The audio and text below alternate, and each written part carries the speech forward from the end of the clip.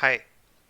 So after my last video on the gRPC service, someone had asked what or how can we send a list of records. So for example, in the previous example when we show we call get student information, we send a student request and we get a single student as a response.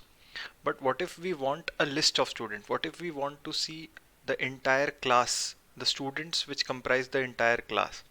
So in that case, what we will do is we will create another service called get all students, okay, which will not take any request. Oh, I'm sorry, which will take a request, but there will be nothing in that request. For example, let's call it get all students request, okay, which uh, in return we will just send back all students, okay. So what we will do is we will start writing the messages.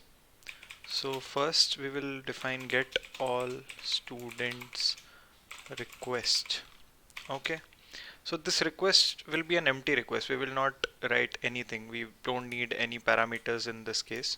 It will just be a get call wherein we will just return a list of all the students which are present in a particular class.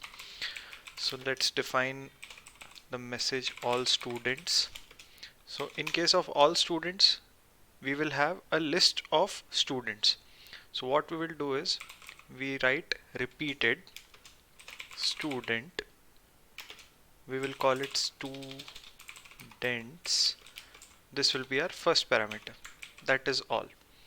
Okay, this is how we have designed our proto right now. We'll go ahead and build this. Okay, now we just do .NET build.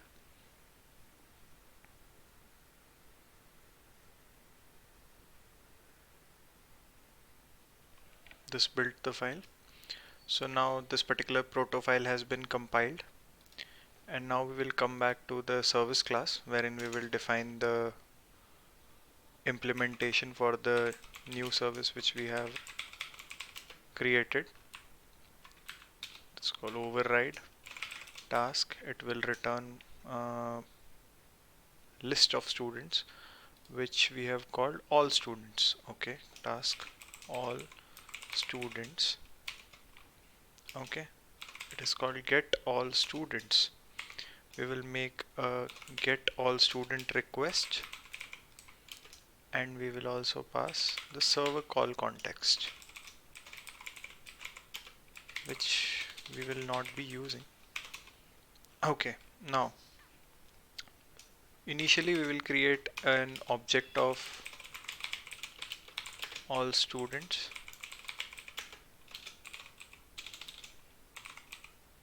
Sorry, yeah. And now what we will do is we will iterate over this list of students and start adding it to all students.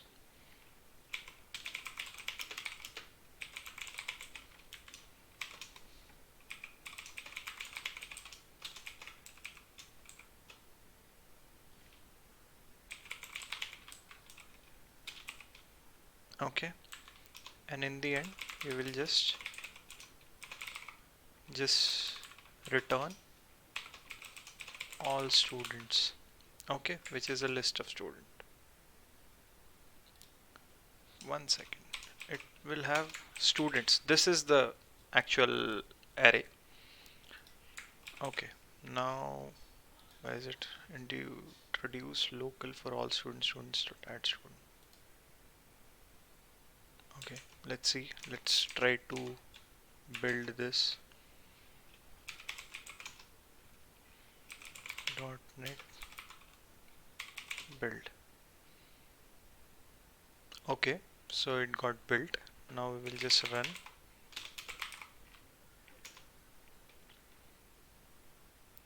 Okay, it says Microsoft ASP.NET Core App version. Okay, yeah.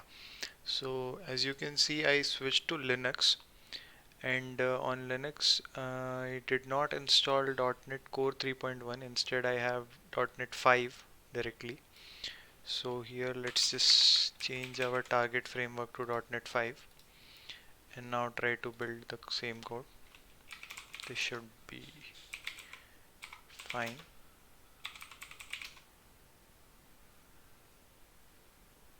Okay.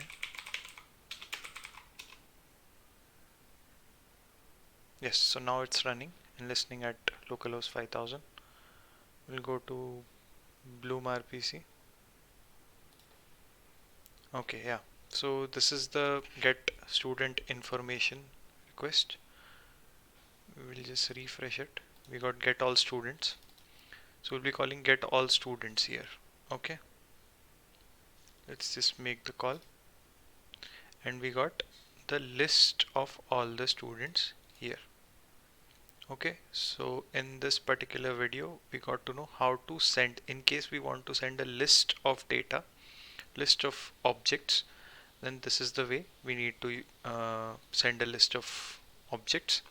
We need to define a list type as repeated so that this particular entity will be repeated in this message format, and there is no limit to how many times it will be repeated, and we just define it as the first like at whatever number the particular parameter is coming, and that will be defined only once, and the repeated will show कि हाँ, this particular object will be repeated in the message structure or the message which will be sent or received by the service. So I hope this is clear. Thank you.